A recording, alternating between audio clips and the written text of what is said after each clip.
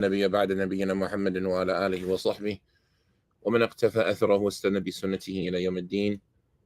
Inshallah, we'll continue with the book known as al-Awsat في السنن والإجماع والاختلاف لأبي Bakr Muhammad ibn Ibrahim ibn al-Mundhiri rahimahullah ta'ala, who died in the year 318 after the Hijrah.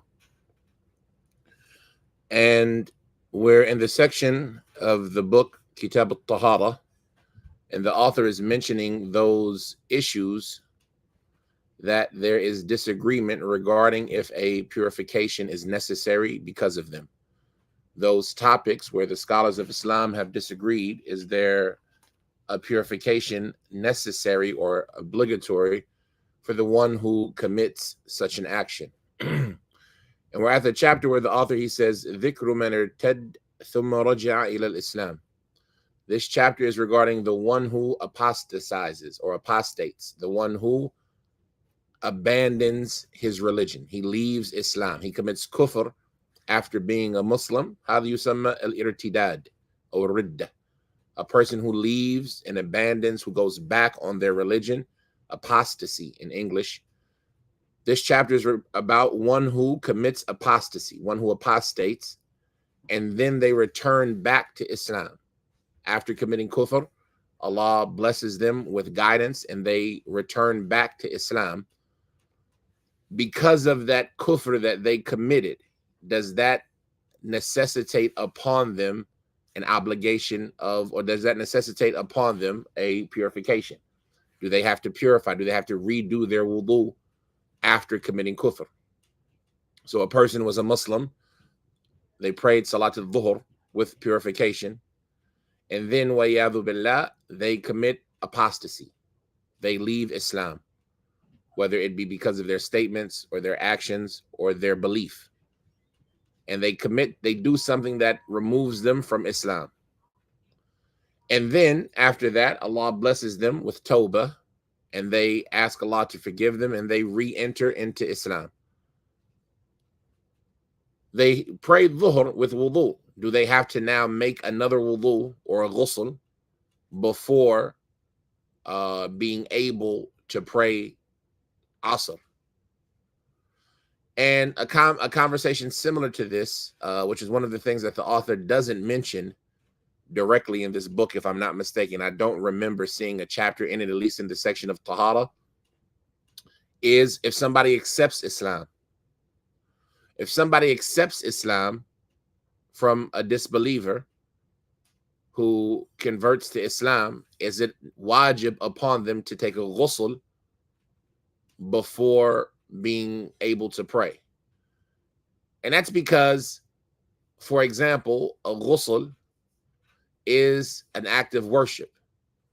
And so they have never committed or they have never performed this act of worship before, while it is likely that they have done things that have nullified their purity from al-hadith al-akbar, from things that are known as al-hadith al-akbar, major ritual impurity.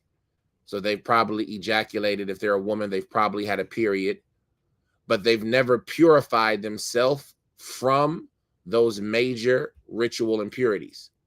So when they accept Islam, do they have to perform a ghusl to remove that perpetual state of ritual impurity that they've been in?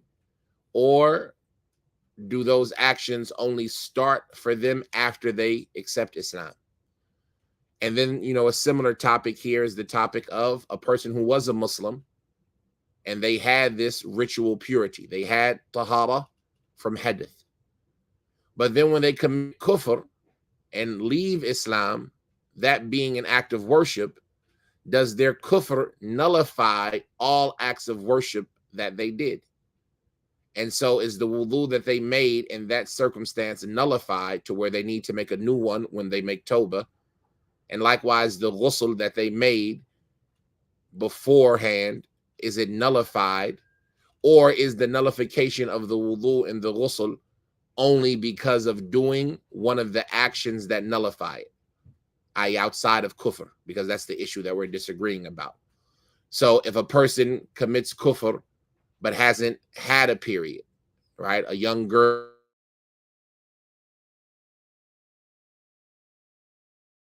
she's turned 15, but has gone on in her life to where she hasn't had a period yet, and she hasn't done any major ritual impurity. Does she need to make a ghusl when entering into Islam? Right? A person who commits apostasy and they don't break their wudu in the window from when they committed the action of kufr until they make tawbah. Is their wudu still valid, or do they need to remake wudu?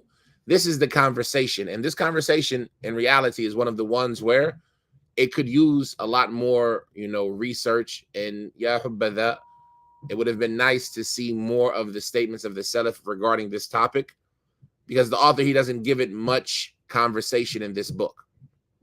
And so he says, this chapter is regarding those who commit apostasy and then return to Islam. He says, وَاخْتَلَفُوا فِي مَنْ ارْتَدَّ عَنَ الْإِسْلَامِ وَهُوَ طَاهِرٌ ثُمَّ رَجَعَ إِلَيْهِ فكان الأوزاعي يقول إذا تاب استأنف الوضوء، وكذلك إن كان حجة الإسلام ثم رجع إليه بعد الحج يستأنف العمل. وقال أصحاب الرأي مثل قول الأوزاعي في الحج، وقالوا لا إعادة عليه في الوضوء، وإن كان تيمم فهو على تيممه، ووافق مالك الأوزاعي في الحج.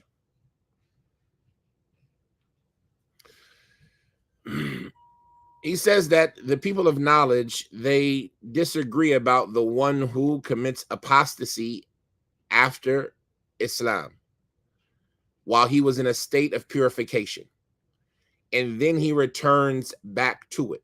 He committed apostasy after Islam while being in a state of purification or purity, and then he returned back to Islam. So al-Awza'i, rahimahullah ta'ala, he said that if a person makes tawbah, istatnaf al-wudu, right?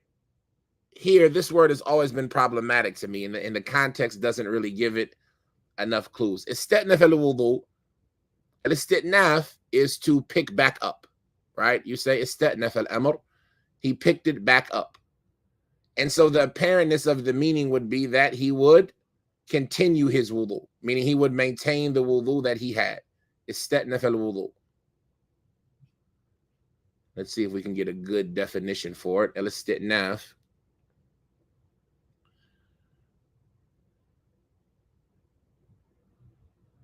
Ta'nif.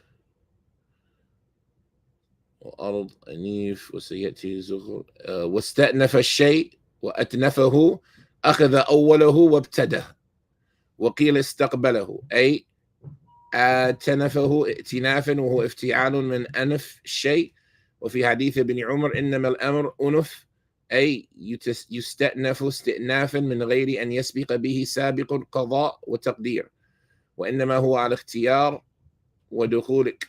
استأنف الشيء إذا ابتدأه، وفعلت الشيء آنفا أي في أول الوقت، واستأنفه بوعد ابتدأه من غير أن يسأله إياه. And this is the reason why the word has always been problematic to me, because the word al-istitnaf is to begin the action. And so when he says istatnafa, does it mean to let it continue, or does it mean to redo it, to pick it back up? And I'm trying to see, because the context, it doesn't give it enough enough detail. Let's see if we can find somebody else, because, and this is one of the problems in translation, like the word he says yastanifu, either tabastnaf al-wudu. If he makes tawbah, then he begins the wudu. That's one way you could say it. Al-ibtida, al-istitnaf al-ibtida. But does that mean that he starts a new wudu? And that would be saying that a person who commits kufr, Awza'i, is saying that he needs to redo his wudu. Or is he saying that istatnafa yani istamarra wa yani wastadraka, right? He continues and keeps on with the wudu that he had in the first place.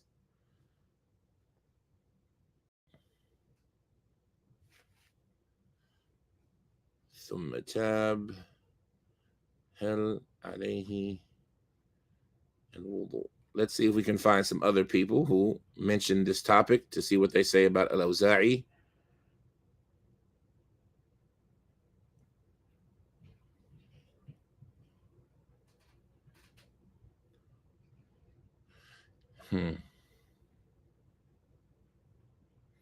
So, for example, in al-Mughni, when they talk about this topic, they say, wal-irtidad and apostating from Islam. And the summary of that is that an individual apostates, does it negate his wudu and invalidate his tayammum. This is the statement of al-Awza'i. So now, the statement of al-Awza'i is al-istitnaf, that it means he has to start a new wudu.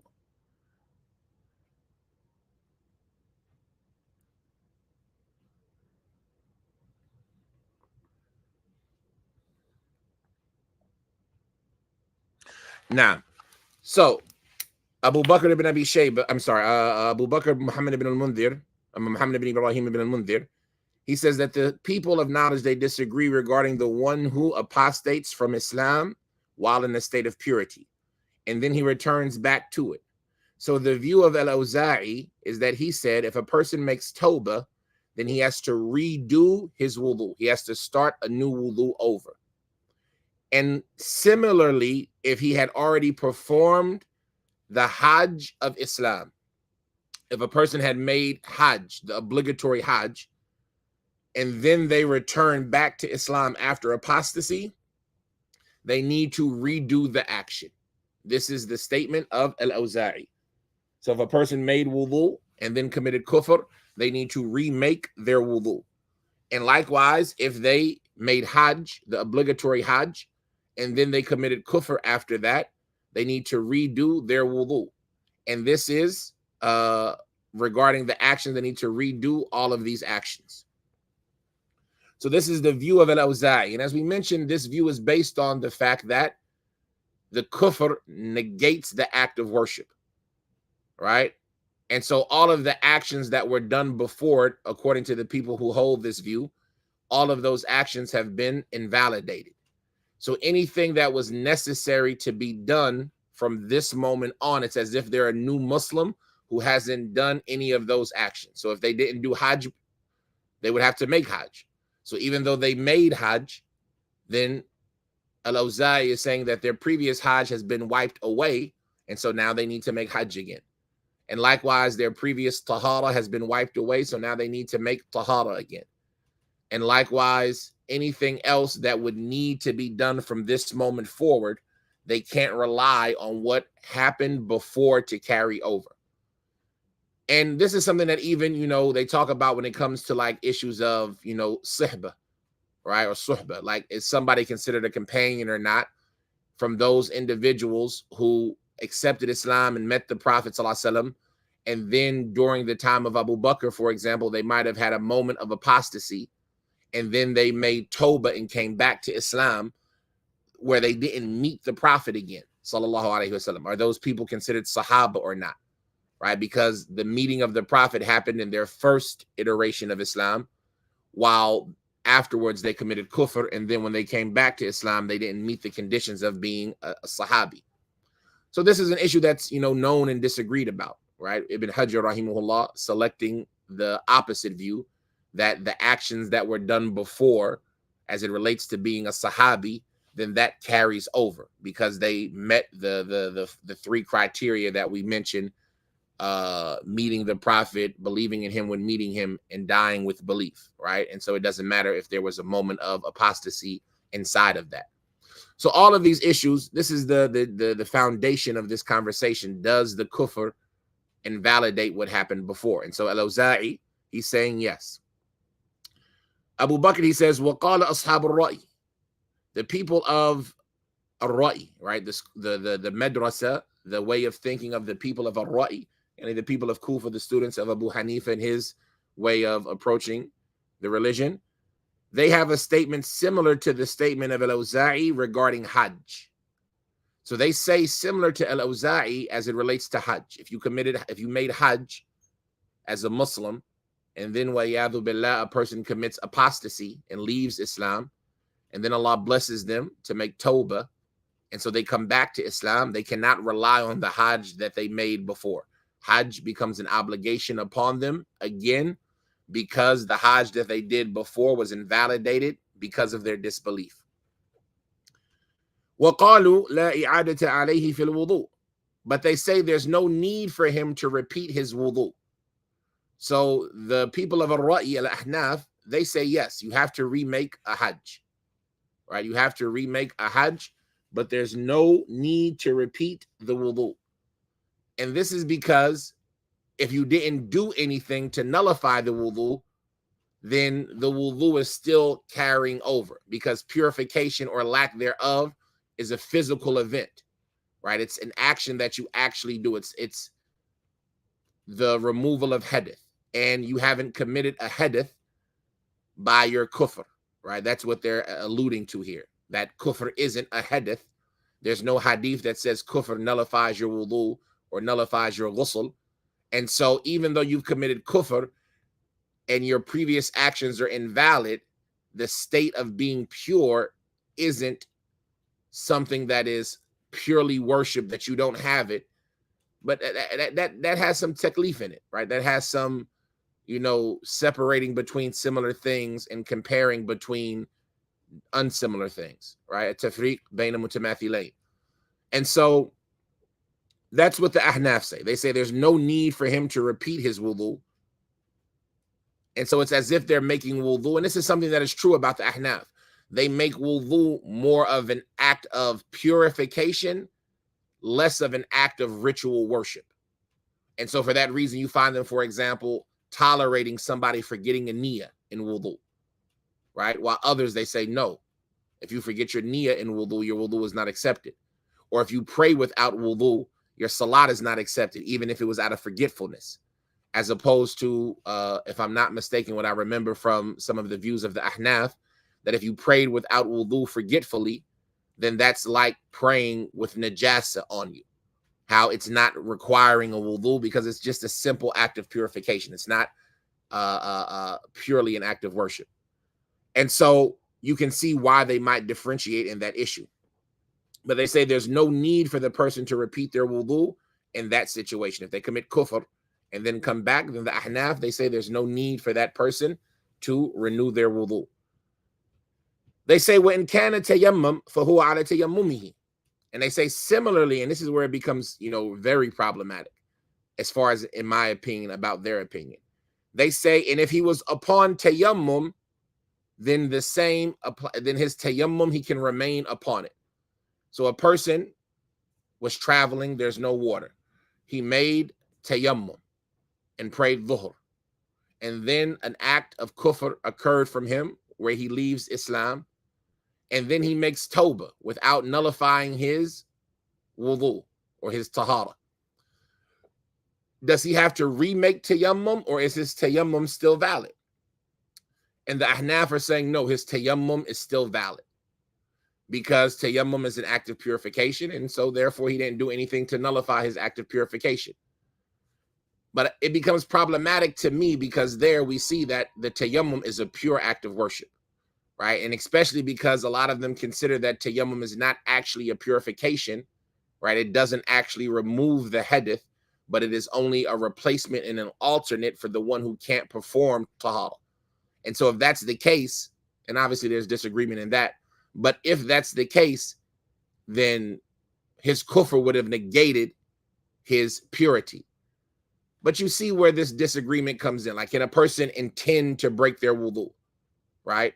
Can it, like, for example, if somebody's fasting and they say to themselves, I'm no longer fasting, then their fast is invalid. If somebody is making salat and then they say to themselves, I'm no longer making salat, their salat is invalid. Is that the case with purification? If somebody is in a state of purification and then they say to themselves, I'm no longer in a state of purification, it doesn't negate their purification. And so this is the way and the aspect that the people who have this view that the purification is not invalid, this is what they're asserting, right? This intention, this belief, this action of the heart doesn't negate the state of being that one is in. And so therefore, if a person commits kufr, it doesn't necessitate them being impure, because the state of being that they're in is not affected by the actions of their heart. Now, so this is the view of al-Awza'i. We mentioned that it nullifies the purification as well as any other action. While the Ahnaf, they agree with him in Hajj because the previous actions are erased, but they disagree as it relates to wudu and tayammum. And this is because wudu and tayammum are not affected by the actions of the heart, and they're more of an act of purification that are not directly connected to belief. While Ibn al-Mundhir, he says, وَوَافَقَ Malik al-Awza'i fil Hajj. And Imam Malik, he also agreed with al-Awza'i as it related to Hajj.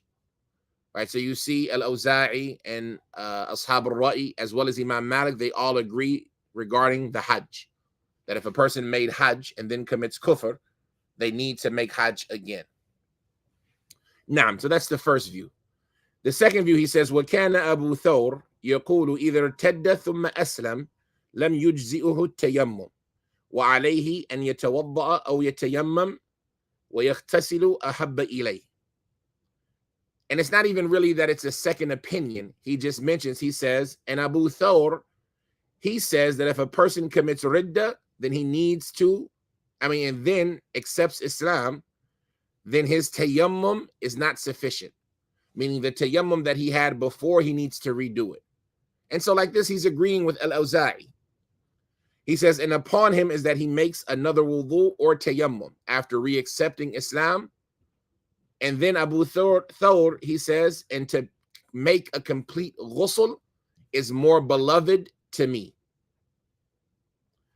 So Abu Thawr is basically having the same view of al-Awza'i. And that's the reason why, reading this, it was confusing, because he's not mentioning any disagreement.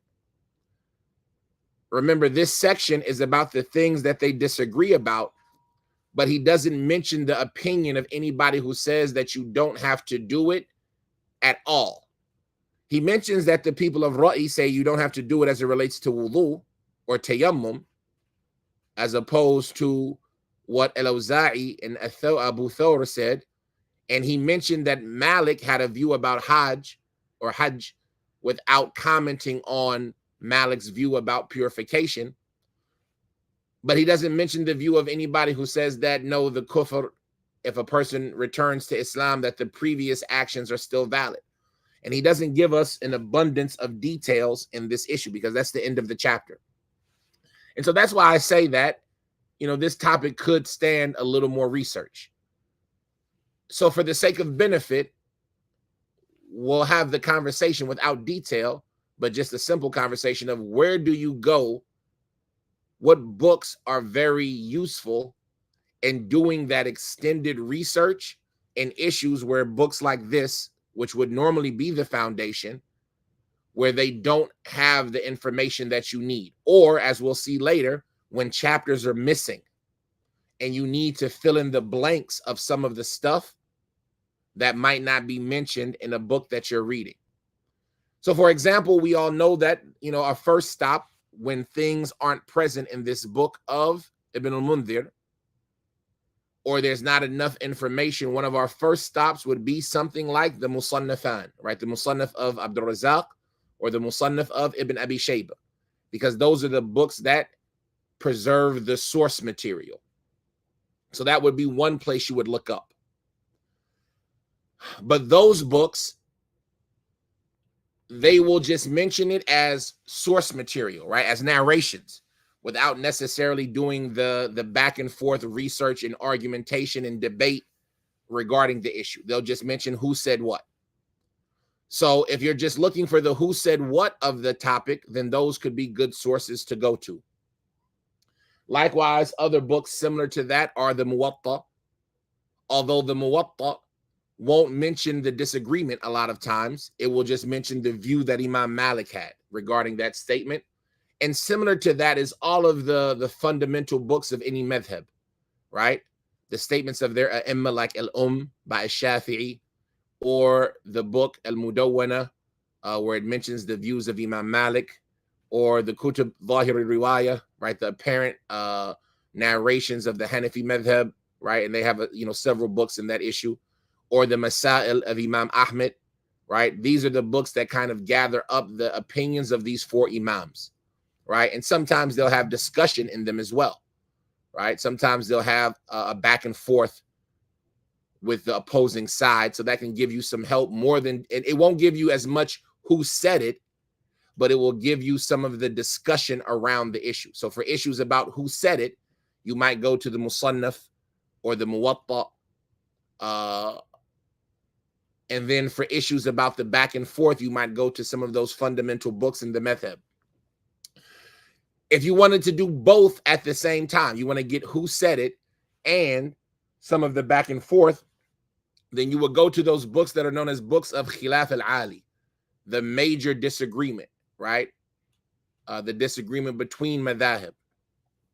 And, every madhab will usually have a book that is in that topic or on that issue, like Al-Mughni by Ibn Qudama, like Sharh al-Majmu' or Al-Majmu' by An-Nawawi, right? Ikhtilaf,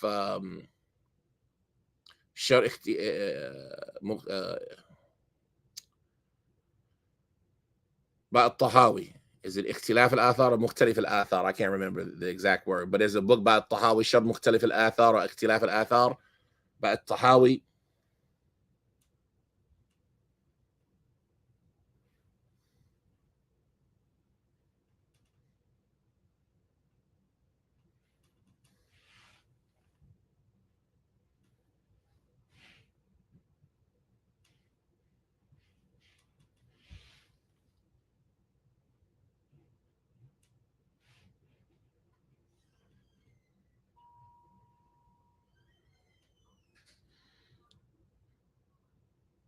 You have Mushkil al-Athar and Ma'ani al-Athar. Now, those are two of the books of Imam at-Tahawi.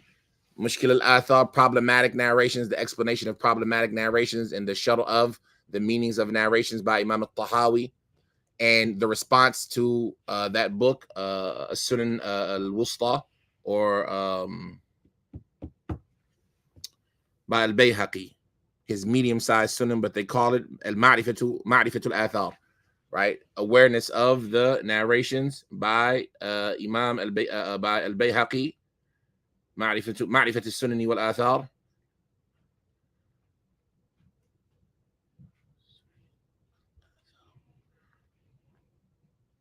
No. So like Tahawi, who was Hanafi, he wrote a book called Sharh Ma'ani al-Athar, in which he supported the view of Abu Hanifa over the view of Ash-Shafi'i, for example. And then al-Bayhaqi, he came up and wrote a book where he supports Ash-Shafi'i over Abu Hanifa, responding to the book of At-Tahawi. He called it Ma'rifat al-Sunani wal-Athar. Two great books, right?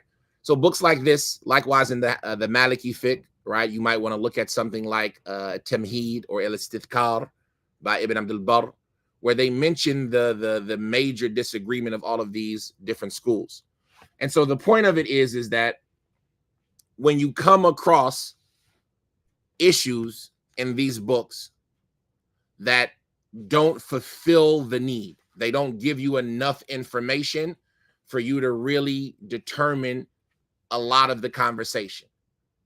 There are other resources that or you come across things that aren't mentioned in these books, right? Sometimes a person, an author, might forget to talk about something. Something you can do is go to the other books that are similar to it in its genre, to fill out those missing gaps or those missing pieces of information, those missing bits of information. So if you're looking for who said what, simply like who said what as a simple opinion, then the books like the Musannafat are very good books to go to regarding who said what. And likewise, you can go to the fundamental books in the madhab. They will often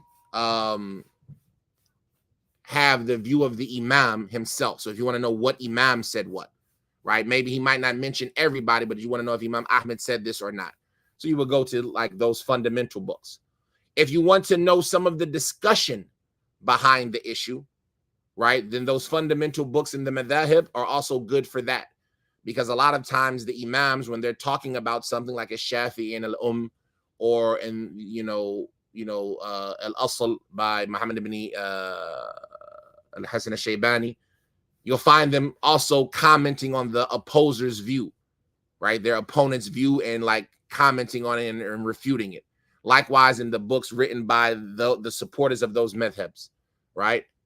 And then if you want to get both of those things together to have a really good overall picture, then there's certain books that deal with major disagreement between madhahib, like al-Mughni, like at-Tamheed by Ibn Abdul Barr, al-Mughni by Ibn Qudama, al-Majmu' by al-Dhahabi, right? Those are books that deal with the major disagreement. Now, so that's the issue what the author mentions about those who commit apostasy and then return to Islam. And as we know, the author mentioned this in the topic where they disagree about it, but he didn't mention his final thoughts. He didn't mention what his opinion was and what he thought to be the more accurate view, nor did he mention in detail any of the disagreement, right? So he didn't mention any disagreement as it related to Hajj, which can be excused because this chapter is not about Hajj. And he did mention some of the disagreement as it relates to purity or purification, but he only really mentioned al-Awza'i, Ashab al-Ra'i, and Abu Thawr. So al-Awza'i, yes, you need to remake your wudu regardless. And Ashab al-Ra'i, you don't need to remake your purification regardless. As far as Malik, he didn't mention anything regarding that issue. And as far as Abu Thawr, then yes, you need to remake your purification regardless, and it's more preferable to take a ghusl. So that's what he mentioned in this topic. Inshallah, we can stop at that amount. The next chapter will be ذكر الوضوء من قص الأظفار وأخذ الشارب والشعر. Chapter regarding making wudu because of clipping the nails or trimming the hair, or clipping the nails or removing hair from the mustache, removing the mustache or hair in general. Chapter regarding making wudu because of clipping the nails or removing the mustache or hair in general. And we've covered that chapter in the Musannaf of Ibn Abi Shaybah. And so this will be like a follow-up where it deals with the difference of opinions and some of the back and forth discussion. هذا وصلى الله وسلم وبارك على عبده ورسوله نبينا محمد وعلى آله وصحبه وسلم. سبحانك اللهم وبحمدك أشهد أن لا إله إلا أنت أستغفرك وأتوب إليك. آمين وجزاكم الله خير. السلام عليكم ورحمة الله